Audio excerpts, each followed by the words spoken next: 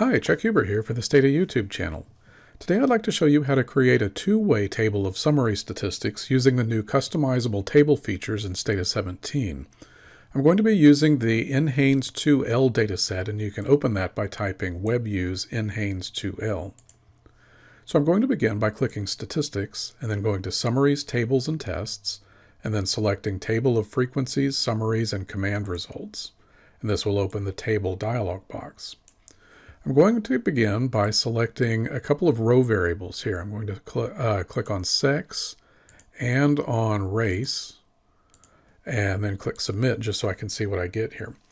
So what this does is it shows me a table of frequencies by sex first and then race within sex. And if I were to reverse the order of these, I would see sex nested within race in terms of the rows. Notice that it also by default shows me the totals here at the bottom of the table. So I can change that by going to marginal totals here and selecting none and clicking submit. And I'm going to do that just to keep the table size a little smaller, but it's easy to add that back by just selecting all. So by default, this is going to show me a table of frequencies. But the next thing I want to do is go to statistics and add some statistics to my table. So I'm going to begin by clicking create. And I want to leave the frequencies in there, so I'm going to select frequency statistics on the left, and then select frequency on the right, and click accept. So that will keep my frequency column. And then I'm going to click create again, and I'd like to add percents to those. So I'm going to click ratio statistics and select percent, and again click accept. And if I click submit, I can see that I've added a percent column to my table. Now I'd like to add a couple of other columns for some summary statistics. So I'm going to again click create and select summary statistics. And then first I want to calculate the mean of the variable age. So I'm going to select mean from the summary statistics, and then from the variables list select age and click accept. And then I'm going to click create one more time. Again, select summary statistics on the left, and I'm going to scroll down and select standard deviation from my list of summary statistics. And again, I need to select the variable. In this case, I'm going to use age again. So now I can click accept and submit. And if I look at my table, I can see that I have 4 columns: frequency, percent, mean, and standard deviation. And that's subdivided by sex and race here on the rows. So next I'd like to clean up my table a little bit. And so I'm going to come back to my dialog box. First up, I want to kind of format the percent here. I want to only show one decimal place and have a percent sign at the end.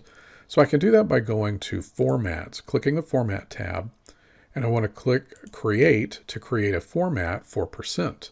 So here at the bottom, I'm going to scroll down until I see percent and select percent. And then I want to display that as a fixed numeric format with one decimal place to the right of one digit to the right of the decimal. I'd also like to place a percent after the decimal. And so here I'm going to check the box that says Customize String Format, and I need to type 2 percent signs. By default, you'll see %s. If I want to add a percent, I need to type 2 percents there at the end. And then click Accept. And when I click Submit, now I see that my percents are displayed with one decimal place of accuracy and a percent symbol at the end. The next thing I'd like to do is I'd like to clean up the decimals for mean and standard deviation. I'd also like to display those with one decimal place of accuracy. So I'm going to click Create again. And now I'm going to select mean because I want to format the mean. And again, I want to select fixed numeric with one decimal place of accuracy and click Accept. And when I click Submit, I can see that I've cleaned up the mean. Now we just have the standard deviation to go. So I'm going to click Create again. And from my list here at the bottom of the list of results, I'm going to select standard deviation. Again, fixed numeric with one decimal place of accuracy. Click Accept. And now I can click Submit. So now the numbers look how I want them in my table, but there might be other things I want to clean up here. I might want to remove this vertical line. I might not want the whole two-word standard deviation here, and so I can modify those things by coming back to the main tab, and I'm going to click Customize. And this opens the Tables Builder. So I can see a preview of my table here on the screen. So the first thing I want to do is clean up this standard deviation here at the top. So I'm going to click Edit Level Labels, And then for the dimension, this will open the Collect Label Levels dialog, and I'm going to select Result here at the top. And the result that I would like to modify is ST for standard deviation. So if I select standard deviation, the label, the current label in the table is standard deviation, and I might want to change that to SD or something else, but for our purposes, we're going to call it SD. And click OK, and that changes the column header to SD. I might also want to change the font, so I can click Cell Appearance Styles. And this will open the Collect Style Cell dialog. And the first thing I might want to do is click Borders and get rid of this vertical line here.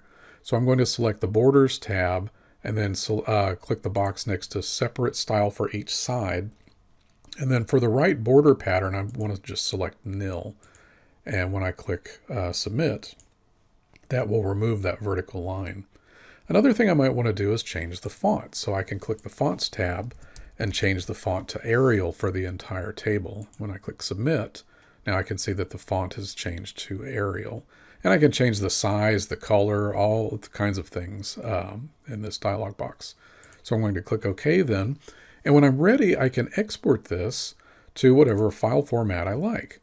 So I can click on, I did that kind of quickly, I can click Export here in the Builder, and then export this as whatever file type I want, either a XML or a DocX, like a Word document, HTML, PDF, Excel files, LaTeX, SMICL, text files, or Markdown. So I can then export that to whatever I like.